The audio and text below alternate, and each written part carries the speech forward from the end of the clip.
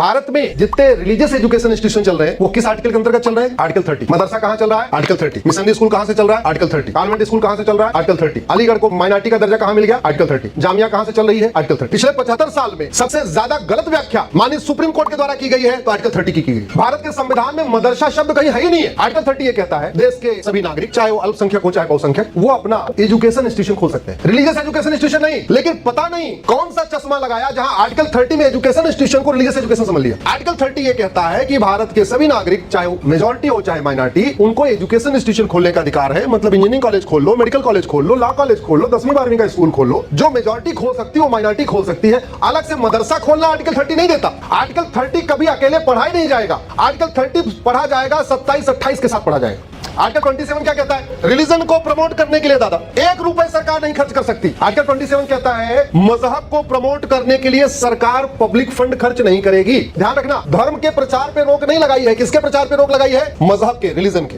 यानी धर्म को बढ़ाने के लिए आप पैसा खर्च करिए, लेकिन रिलीजन या मजहब के प्रचार के लिए सरकार 1 रुपए खर्च नहीं कर सकती। इतने नहीं रुके, आगे आर्टिकल 28 में क्या कहते हैं? सरकार के द्वारा मान्यता प्राप्त, सरकार के द्वारा फंडेड किसी भी स्कूल में कोई रिलीजियस टीचिंग नहीं होगी, कोई मजहबी तालीम नहीं होगी। 27 में कह दिया पैसा नहीं खर्च करना, 28 में कह दिया कोई मजहबी तालीम नहीं देना, और फिर आर्टिकल 30 में कहा एजुकेशन इंस्टीट्यूशन खोल लेना। मतलब लॉ कॉलेज खोल लेना, इंजीनियरिंग कॉलेज खोल लेना, मेडिकल कॉलेज खोल लेना, सेकुलर एजुकेशन इंस्टीट्यूशन खोल लेना।